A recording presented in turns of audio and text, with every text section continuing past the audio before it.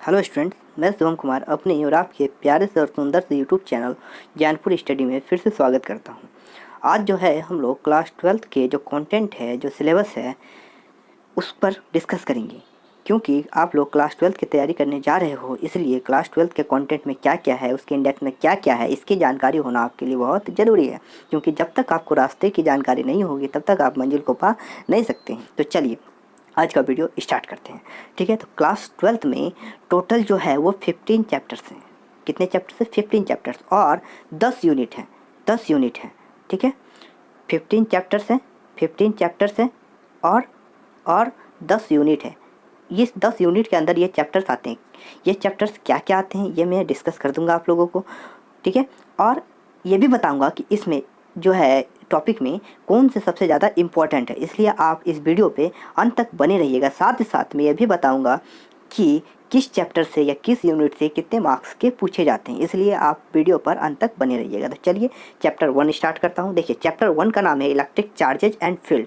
आप देख सकते हैं चैप्टर 1 का नाम है इलेक्ट्रिक चार्जेज एंड फील्ड। इसमें जो आपको पहले पढ़ना है वो होगा आपका इंट्रोडक्शन, सेकंड में होगा इलेक्ट्रिक चार्ज, थर्ड में होगा कंडक्टर एंड इंसुलेटर, जिसमें आपको बताया जाएगा कंडक्टर क्या होता है, इंसुलेटर क्या होता है।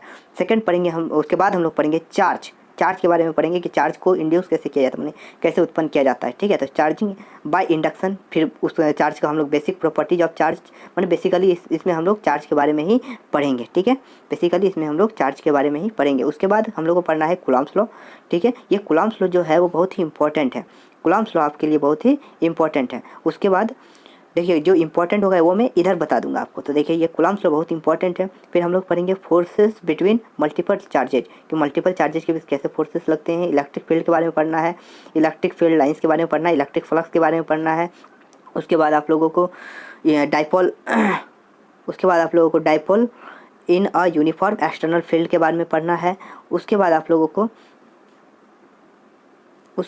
लोगों को कंटिन्यूस चार्ज डिस्ट्रीब्यूशन पढ़ना है, कि चार्ज का जो है डिस्ट्रीब्यूशन किस प्रकार से होता है, लाइन में, फिर एरिया में और फिर वॉल्यूम में। ठीक है, उसके बाद जो सबसे मोस्ट इंपॉर्टेंट टॉपिक इसमें है वो है आपका गॉस लॉ। ठीक है, और एप्लीकेशन ऑफ गॉस लॉ, इससे सबसे ज़्यादा एग्जाम में पूछे जाते हैं। तो इस फर्स्ट यूनिट से आपका ये कूलॉम्स लॉ और ये गॉस लॉ और उसका एप्लीकेशन, ये बहुत इंपॉर्टेंट हो जाती है इस चैप्टर के लिए। ठीक है, अब हम लोग आगे बात करते हैं चैप्टर 2 पे। चैप्टर 2 का नाम है electrostatic potential and capacitance. Electrostatics potential and capacitance. देखिए इसमें सबसे पहले जो आपको जानना है वो इंट्रोडक्शन है। ठीक है, सबसे पहले आपको इंट्रोडक्शन जानना है, उसके बाद आपको इलेक्ट्रोस्टैटिक पोटेंशियल जानना है, फिर आपको इलेक्ट्रोस्टैटिक्स पोटेंशियल जानना है। ठीक है, उसके बाद potential due to a point charge, फिर पॉइंट चार्ज के कारण पोटेंशियल क्या होता है, फिर potential due to an electric dipole, फिर हम लोग डाइपोल के बारे में पढ़ेंगे कि डाइपोल क्या होता है। ठीक है, उसके कारण पोटेंशियल क्या होता है, वो चैप्टर 1 में भी वो हम लोग को पढ़ना है। ठीक है, कि इलेक्ट्रिक फील्ड कैसा होता है डाइपोल के कारण। तो यहाँ पे देखिए आपको पोटेंशियल पढ़ना है, फिर potential due to a system of charge, यहाँ पे आप देख सकते हैं। उसके बाद आपको इक्व पोटेंशियल सरफेस पढ़ना है। ठीक है, ये बहुत इंपॉर्टेंट है। ठीक है, potential energy of a system of charge, उसमें potential energy in an external field. ठीक है, उसके बाद इलेक्ट्रोस्टैटिक्स ऑफ कंडक्टर, उससे dielectric and polarisation, capacitor and capacitance, the parallel plate capacitor, बहुत इंपॉर्टेंट है ये टॉपिक। ठीक है, ये the parallel plate effect of dielectric on capacitance, ये भी इंपॉर्टेंट टॉपिक है। ठीक है, यहाँ तक आपका इंपॉर्टेंट है। उसके बाद हम आते हैं यहाँ पे कॉम्बिनेशन ऑफ कैपेसिटर आपको पढ़ना है। ठीक है, कॉम्बिनेशन ऑफ कैपेसिटर आप लोगों को पढ़ना है, उसका energy stored in a capacitor, ये इंपॉर्टेंट टॉपिक है। ठीक है, energy stored in a capacitor ये क्या है, इंपॉर्टेंट टॉपिक है, ये पूछे जाते हैं। ठीक है, उसके बाद आते हैं चैप्टर 3 के अंदर। चैप्टर 3 के अंदर जो है, चैप्टर 3 का नाम है करंट इलेक्ट्रिसिटी। यहाँ पे चार्ज, अभी तक जो चैप्टर 1 और 2 था उसमें चार्ज रेस्ट पे रहेगा, यहाँ पे क्या होगा, चार्ज मोशन में करना शुरू कर देगा। ठीक है, तो यहाँ पे हम लोग करंट इलेक्ट्रिसिटी पढ़ेंगे कि करंट किस तरह से जनरेट होता है। ठीक है, तो देखिए सबसे इसमें पहले इंट्रोडक्शन है। ठीक है, इंट्रोडक्शन, उसके बाद इलेक्ट्रिक करंट के बारे में पढ़ना है, फिर आपको इलेक्ट्रिक करंट इन कंडक्टर पढ़ना है, फिर आपको ओम्स लॉ पढ़ना है जो आपने 10 में भी पढ़ा है, लेकिन यहाँ पे थोड़ा सा मेथड चेंज हो जाएगा। मतलब वही रूल तो वही रहेगा, लेकिन थोड़ा इसको प्रूफ करने का मेथड थोड़ा चेंज होगा। Drift of electrons and origin of resistivity आपको पढ़ना है, उसका लिमिटेशंस ऑफ ओम्स लॉ पढ़ना है, रेसिस्टिविटी ऑफ वेरियस मटेरियल्स, अलग अलग मटेरियल्स का रेसिस्टिविटी क्या होता है, टेम्परेचर डिपेंडेंस ऑफ रेसिस्टिविटी, जब टेम्परेचर बढ़ता है या घटता है तो रेसिस्टिविटी पे क्या इफेक्ट पड़ता है, ये भी पढ़ना है। इलेक्ट्रिकल एनर्जी एंड पावर, ये पढ़ना है आप लोगों को। Combination of resistor series and parallel, resistor को करेंगे जोड़ेंगे हम लोग सीरीज में और पैरेलल में, शायद आपने क्लास 10 में भी पढ़ा है, लेकिन यहाँ थोड़ा एडवांस हो जाएगा। सेल्स ईएमएफ और इंटर रेजिस्टेंस पढ़ना है आपको। सेल्स इन सीरीज, फिर सेल का भी कॉम्बिनेशन पढ़ना है सीरीज और पैरेलल में। फिर इसमें जो है सबसे फिर इम्पॉर्टेंट टॉपिक आ जाता है, इसमें फिर आपका इम्पॉर्टेंट टॉपिक आता है ये किरचॉफ रूल, ठीक है। ये आपको पूछे जाते हैं किरचॉफ रूल, ठीक है। तो किरचॉफ रूल इंपॉर्टेंट है। उसके बाद व्हीटस्टोन ब्रिज बहुत इंपॉर्टेंट है, ये भी। उसमें मीटर ब्रिज है, ठीक है, और पोटेंशियोमीटर, ये यहाँ से जो है बहुत इंपॉर्टेंट टॉपिक आपका बन जाता है, ठीक है। हाँ, इसे पूछे जाते हैं एग्जाम में। उसके बाद आपका चैप्टर 4 आते हैं। चैप्टर 4 में क्या है, मूविंग चार्जेज एंड मैग्नेटिज्म। इस चैप्टर का नाम है मूविंग चार्जेज एंड मैग्नेटिज्म। यहाँ पे चार्ज मूविंग करता है और मैग्नेटिक इफेक्ट जनरेट करता है, ठीक है। तो देखिए, सबसे पहले हमको इंट्रोडक्शन पढ़ना है, फिर हम लोगों को मैग्नेटिक फोर्स पढ़ना है, फिर हम लोगों को motion in magnetic field. Motion magnetic field में क्या होता है, motion in combined electric and magnetic field. उसके बाद magnetic field due to current element, Biot Savart law, बहुत इंपॉर्टेंट टॉपिक है ये, ठीक है। इस पर मैं वीडियो भी बना दूंगा। Magnetic field due to current element, current element के कारण मैग्नेटिक फील्ड कैसे जनरेट होता है वो बायो सावर्ट लॉ बताता है, ठीक है। बहुत इंपॉर्टेंट ये पूछे जाते हैं। Magnetic field on the axis of a circular current loop, ये भी बहुत इंपॉर्टेंट है, ठीक है। ये पूछते हैं एग्जाम में कि ये बायो सावर्ट लॉ का जो है ये एप्लीकेशन है। फिर एम्पियर सर्किट लॉ पढ़ना है, ठीक है। यहाँ पे देखिए, उसके बाद the solenoid and torrid, the solenoid and torrid आपको पढ़ना है, ठीक है। एम्पियर सर्किट लॉ का एप्लीकेशन है ये, उसी से फील्ड निकाला जाता है, बताएंगे आगे। Force between two parallel current the ampere, ठीक है। ये force between two parallel current, दो पैरेलल करंट के बीच जो है कैसा फोर्स अप्लाई होता है। उसके बाद torque on current loop, torque on current loop. उसके बाद मैग्नेटिक डाइपोल, ठीक है। द मूविंग कॉइल गैल्वेनोमीटर, उसके बाद मूविंग कॉइल गैल्वेनोमीटर पढ़ना है आप लोगों को। तो यहाँ तक आपको क्लियर करना है। तो चैप्टर 4 तक हम लोगों ने क्लियर कर लिया। अब चैप्टर 5 में जाते हैं हम लोग। चैप्टर 5 का जो नाम है वो है magnetism and matter, magnetism and matter. देखिए, सबसे पहले इंट्रोडक्शन, फिर आएगा बार मैग्नेट, ठीक है। फिर आएगा magnetism and Gauss law in magnetism, ठीक है, गॉस लॉ इन मैग्नेटिज्म।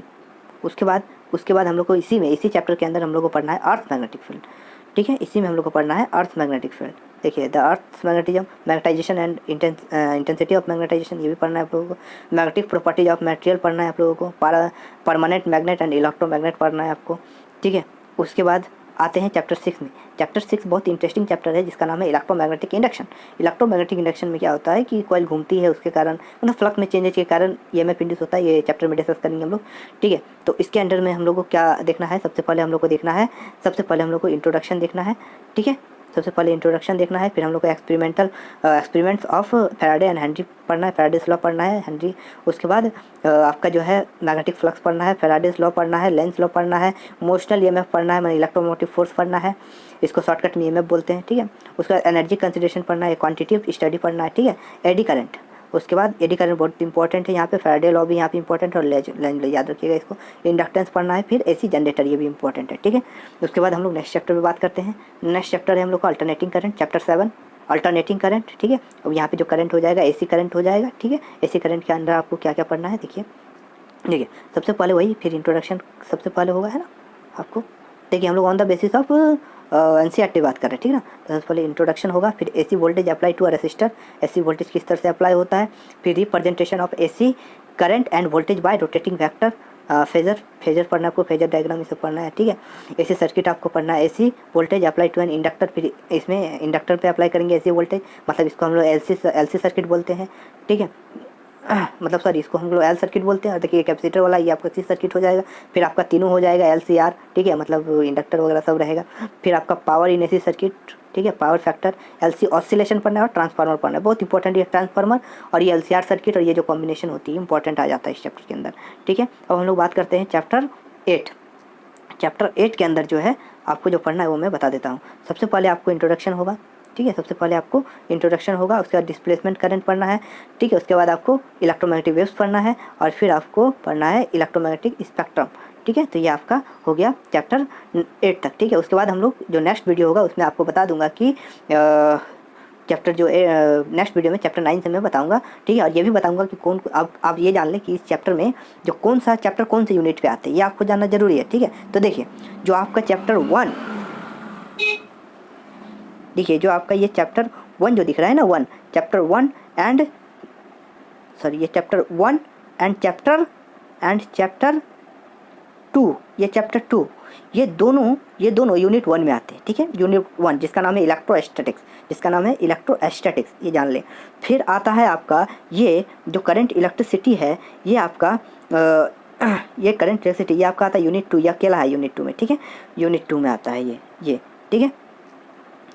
उसके बाद आप देखिए, ये जो चैप्टर 4 है moving charges and magnetism, unit 4, ये चैप्टर 4 एंड चैप्टर 5, ये चैप्टर 5, ठीक है। ये दोनों आपकी आ जाती है यूनिट 3 में।